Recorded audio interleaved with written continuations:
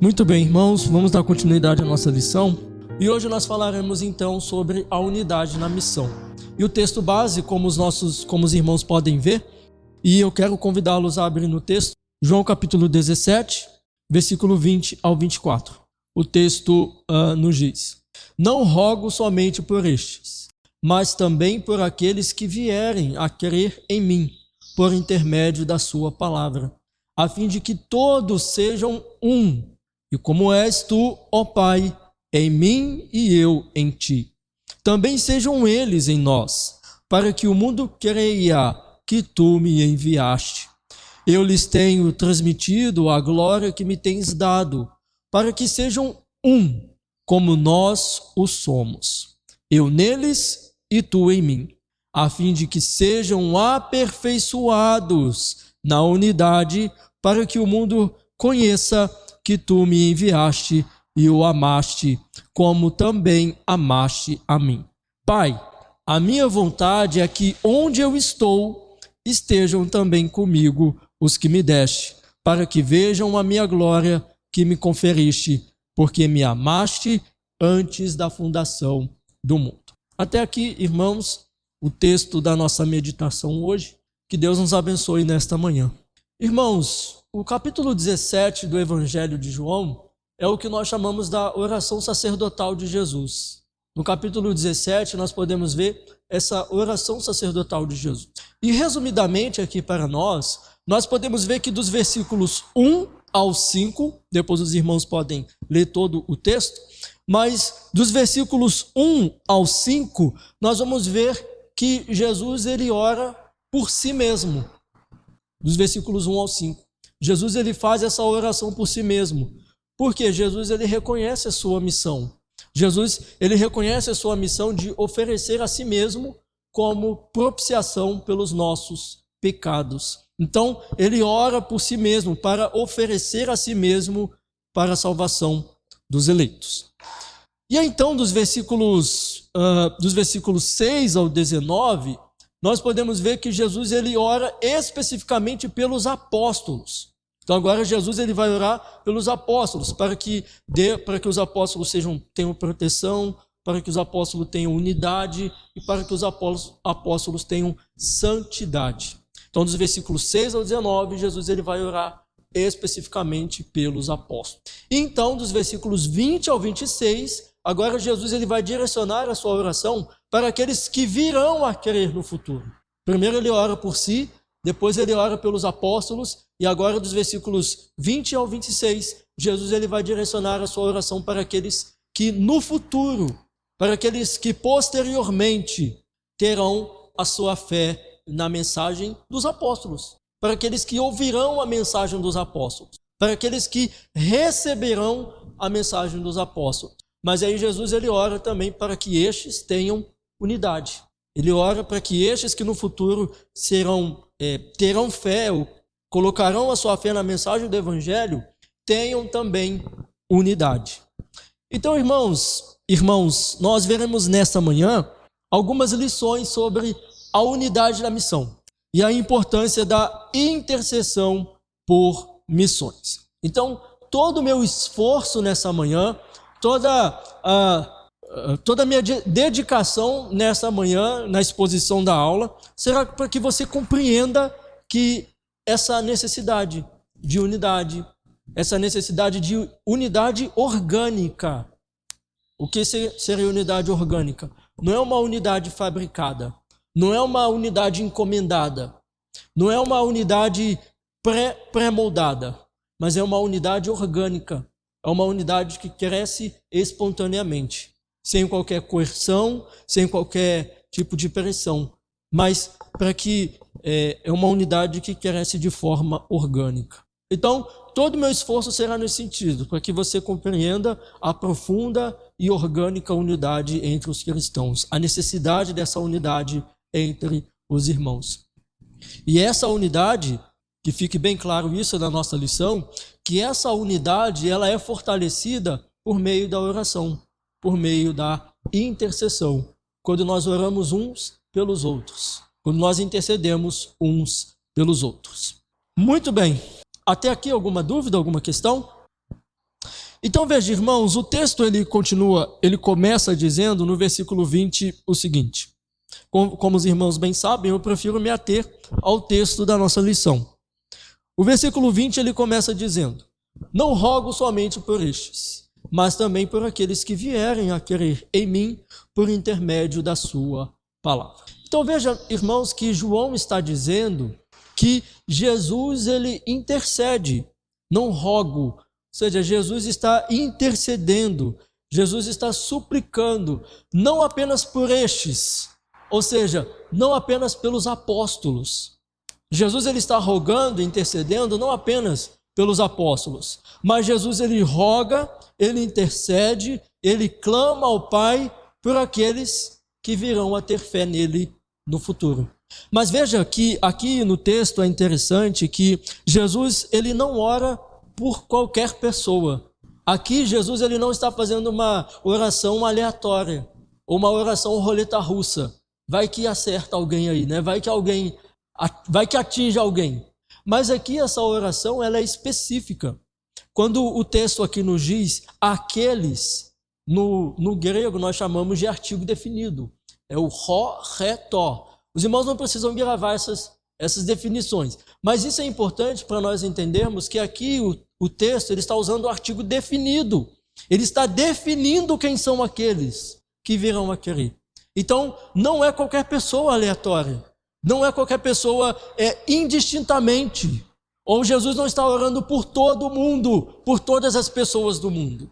Jesus ele está rogando por pessoas específicas, por todos aqueles que virão a ter fé em Jesus. Então o texto ele define quem são aqueles. O texto define quem são aqueles por quem Jesus ele roga, por quem Jesus intercede. Jesus roga por aqueles que serão aqueles que terão fé na sua palavra. Jesus roga por estes que terão fé na sua palavra. E eu pergunto aos irmãos, quem são estes que no futuro terão fé na palavra de Deus? Quem são estes que no futuro colocarão a sua fé na palavra de Deus? Quem são estes que põem a fé na palavra de Deus? Que põem a sua esperança na palavra de Deus? Quem são estes? Os crentes. Então Jesus está orando especificamente pelos crentes. Jesus ele não está orando por qualquer pessoa indistintamente. Jesus está orando pelos crentes. Porque são os crentes que põem a sua fé na palavra. Então veja que Jesus ele define quem são estes por quem ele roga. Ele roga pelos crentes. Ele roga por aqueles que colocarão a sua fé na palavra. Portanto, irmão, Jesus não roga por todas as pessoas aleatoriamente. Jesus roga e intercede por aqueles que têm a fé na mensagem do Evangelho. Jesus ora por aqueles que creem. Portanto, os apóstolos transmitiram a mensagem do Evangelho. Veja lá 1 João, capítulo 1, versículo 3. Primeira carta de João, capítulo 1, versículo 3.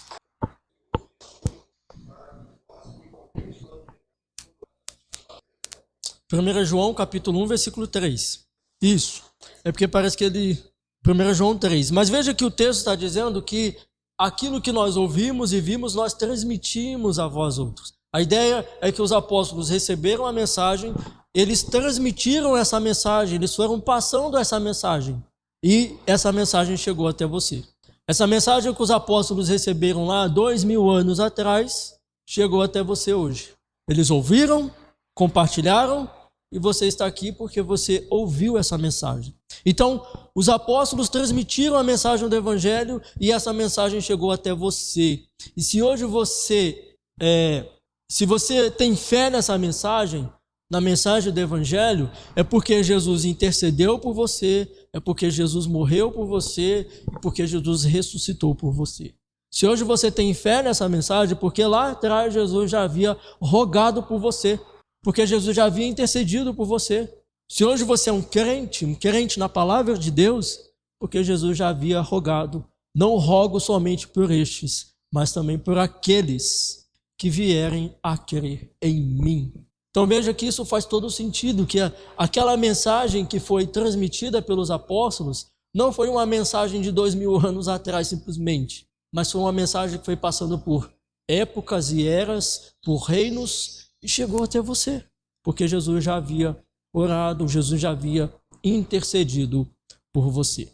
Mas o texto ele segue dizendo no versículo 21 até o 23. Irmã Daiana, nós estamos lendo João capítulo 17. João capítulo 17, e nós estamos falando sobre a unidade na missão. E o primeiro ponto nós destacamos que a respeito dessa intercessão que Jesus faz por todos aqueles que terão fé na mensagem do Evangelho. E no segundo momento agora nós podemos ver a partir do versículo 21 até o 23, o que o texto nos diz. A fim de que todos sejam um, e como és tu, ó Pai, em mim e eu em ti, também sejam eles em nós, para que o mundo creia que tu me enviaste. Eu lhes tenho transmitido a glória que me tens dado, para que sejam um, como nós os somos.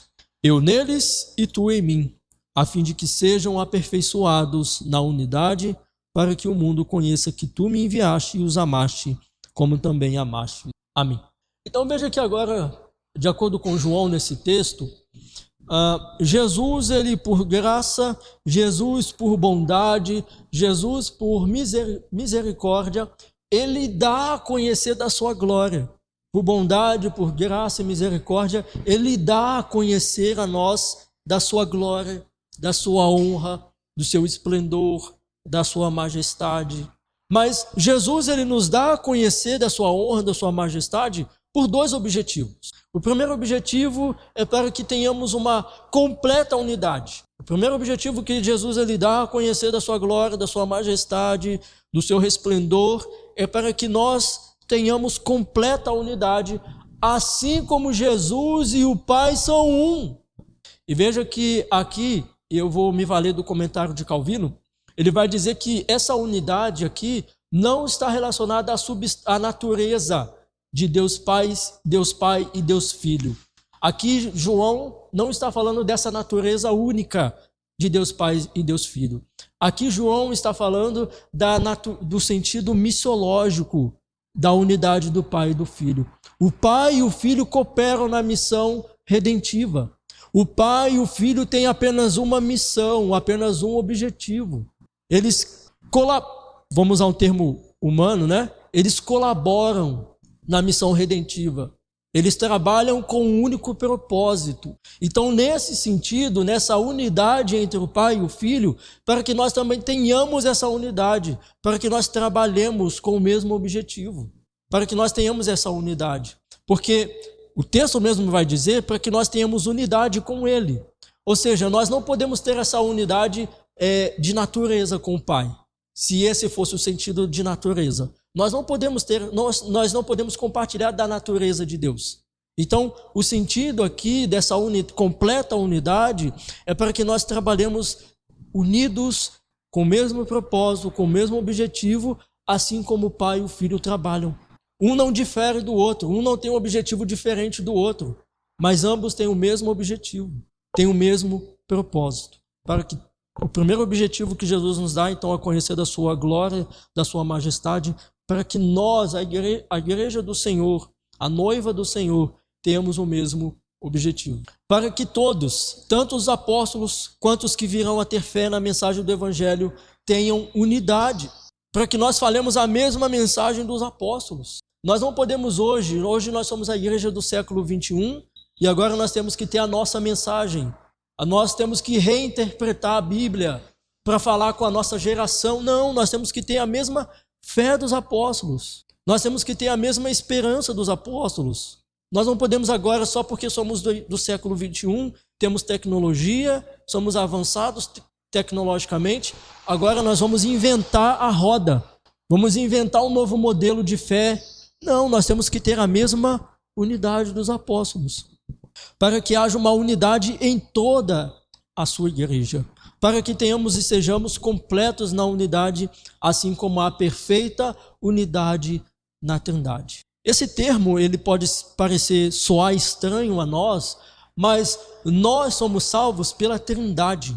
Às vezes nós falamos que nós somos salvos por Deus, por Jesus ou por Espírito Santo, mas nós somos salvos pela Trindade. A Trindade, ela tem perfeita unidade na salvação.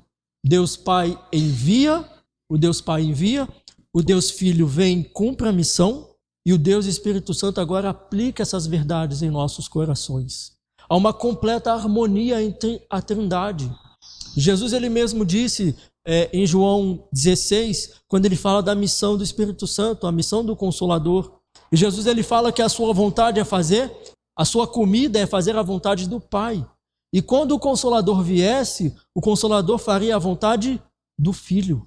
Então veja que há uma completa harmonia na Trindade. E assim deve ser também nós, a igreja do Senhor. Nós devemos ter uma perfeita unidade. Eu peço aos irmãos que leiam lá Efésios, capítulo 4. Efésios, capítulo 4, versículos 4 ao 6. Efésios, capítulo 4, versículos 4 ao 6. Então veja que é uma só fé, irmãos, um só batismo. Então o primeiro objetivo que Jesus dá a conhecer da sua glória a nós é para que tenhamos completa unidade. O segundo objetivo, então, é para que através dessa unidade, através dessa completa unidade, o mundo veja, o mundo reconheça a prova de que o cristianismo, de que o evangelho é a demonstração do amor de Deus por nós. Para que o mundo veja em nossa unidade, o mundo precisa ver essa demonstração do amor de Deus por nós. A demonstração do amor de Deus ao enviar o seu Filho por mim e por você. E por isso que veja que quando a igreja ela se divide, há escândalos, a missão ela para. Por quê? Porque através dessa unidade, o mundo ele vê o amor de Deus por nós. Nessa unidade há testemunho do Evangelho, para que o mundo reconheça a verdade do Evangelho. Ou seja, para que o mundo veja que a encarnação e a missão de Jesus é a demonstração do amor de Deus por nós. Então, nessa unidade que nós temos, nós demonstramos ao mundo esse amor de Deus por nós. Veja 1 João, o nosso querido presbítero já leu, eu quero dar a oportunidade para que outra pessoa leia. 1 João capítulo 4, leia o versículo 10 e depois o versículo 16. 1 João capítulo 4, versículo 10 e depois o 16. Então veja que não que nós o tenhamos amado, mas que ele nos amou primeiro. Então nessa completa unidade, o mundo verá esse amor de Deus derramado por nós. Então nós vimos que Jesus, ao demonstrar a sua glória, ao transmitir a sua glória, ele tem dois objetivos: para que nós tenhamos unidade e para que o mundo reconheça, para que através dessa unidade ateste para o mundo que Deus ele tem nos amado. Mas veja que o texto então ele finaliza dizendo no versículo de número 24, João 17, 24: Pai, a minha vontade é que onde eu estou estejam também comigo os que me deste, para que vejam a minha glória que me conferiste, porque me amaste antes da fundação do mundo. Então, de acordo com a oração sacerdotal de Jesus, de acordo com João, nesse texto, aqui nós temos essa relação íntima de um filho para com seu pai. Aqui Jesus chama pai, pater. A ideia aqui é pater. E Jesus demonstra na sua oração a sua vontade. Em sua oração, ele demonstra a sua vontade, o seu desejo de que, para que onde ele esteja presente, estejam também todos quantos foram dados pelo Pai. A vontade de Jesus é essa, para que onde quer que ele esteja, os eleitos estejam juntamente com ele. Veja o que aqui mesmo no Evangelho de João capítulo, o texto não estava aqui, então João 16, onde ele diz: não se turbe o vosso coração. Alguém se lembra dessa passagem? João 10, esse texto aqui, João, a partir do versículo 1, não é isso? Então veja o que Jesus, obrigado, viu, irmãos? O texto diz: não se turbe o vosso coração, credes em Deus, crede também em mim. Na casa de meu pai há muitas moradas. Se assim não fora, eu vou-lo teria dito, pois vou preparar-vos lugar. E quando eu for e vos preparar lugar, voltarei e vos receberei para mim mesmo, para que onde eu estou, estejais vós também. Então veja que aqui nessa oração sacerdotal de Jesus, nós podemos ver esse desejo dele, de que onde ele esteja, nós estejamos também. Nós que fomos salvos, nós que colocamos a nossa fé na mensagem do Evangelho. Ou seja, para que os eleitos estejam juntamente com Jesus. E por qual finalidade, irmãos? Qual é a finalidade que Jesus deseja? Qual é a finalidade de nós estarmos aonde ele estiver? Para que nós não o vejamos apenas através de um espelho polido. Para que nós não vejamos mais a sua glória através de uma fresta. Quando Moisés desejou ver a glória de Deus, Deus disse: eu vou passar apenas descostos, e você vai ver apenas por uma fresta. Nós vemos a glória de Deus assim. É como se nós estivéssemos olhando pela fenda de uma porta. Nós não conseguimos agora contemplar a glória do nosso Deus. Nós a vemos apenas como por um espelho polido.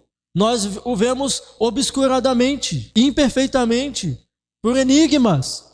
Mas o desejo de Jesus é de revelar a sua glória a nós, é de revelar o seu esplendor a nós, de revelar toda a sua majestade que lhe foi conferida antes da fundação do universo. Isso é maravilhoso, irmãos. Isso é maravilhoso para nós. Vamos ler alguns textos. João capítulo 6, versículo 38 ao 40. 39 e 40. Isso. Então veja que nenhum daqueles que foi dado pelo Pai se perderão. Não há perca da salvação por aqueles que creem na mensagem do Evangelho. E Jesus, ele mesmo garantiu isso na sua oração, para que nós estejamos junto com ele. João 10, 28 e 29. Da mão do Pai ninguém pode arrebatar. Ninguém. Aqueles que estão seguros em Jesus, nada o pode tirá-los da mão de Jesus, de nosso Deus Pai. Não pode roubá-los. Mateus 25, 34. Veja o que diz o evangelista Mateus. Mateus 25, 34. Está preparado para nós desde a fundação do mundo. Deus preparou para nós um lugar onde nós iremos contemplar a sua glória desde a fundação do mundo. Efésios capítulo 1, versículo 4. 1:4. Então veja que antes da fundação do mundo, irmãos, o Senhor já preparou um lugar para nós. E por fim, o último texto, Colossenses capítulo 3, versículo 4 diz: quando Jesus, quando Cristo, que é a nossa vida, se manifestar, então vós também sereis manifestado com ele em glória. Nós também seremos manifestados com ele em glória. Nós estaremos juntamente com ele. E a ideia aqui do texto de João, na oração de Jesus, não é para que nós sejamos apenas espectadores da sua majestade. A ideia não é para que nós sejamos apenas, quando nós estamos participando de um teatro, de uma apresentação, que nós estamos apenas olhando. Nós somos apenas espectadores do teatro. Mas a ideia é que nós participemos juntos da sua glória. Nós participemos, manifestemos junto com ele em glória. Participaremos junto com ele na sua glória. Então veja que esse é o desejo de Jesus. Essa é a oração de Jesus, para que nós estejamos unidos a ele na sua glória. E ele manifesta esse seu desejo na sua oração. Veja quais são os desejos de uma pessoa na sua oração. Já viu pessoas que oram só por casa, por bens materiais, por qualquer outra coisa? Isso demonstra o desejo do seu coração. Veja que Jesus, ele demonstra esse desejo de unidade com ele, de intimidade com ele, para que nós estejamos unidos a ele em sua glória. Portanto, irmãos, façamos algumas aplicações. A primeira aplicação que nós tiramos aqui, a partir desse texto, e também os irmãos podem ver isso na revista, é sobre a essência da missão. Então, a primeira aplicação aqui é a essência da missão. E a essência da missão é a unidade. Essa é a essência da nossa missão. E essa unidade, ela deve ser vertical e horizontal. Ou seja, é o seu relacionamento com Deus e o seu relacionamento com o próximo. Essa é a unidade da missão, vertical e horizontal. Ela não pode ser apenas vertical, porque se ela for apenas vertical, nós ficamos numa bolha. Nós ficamos apenas na nossa bolha.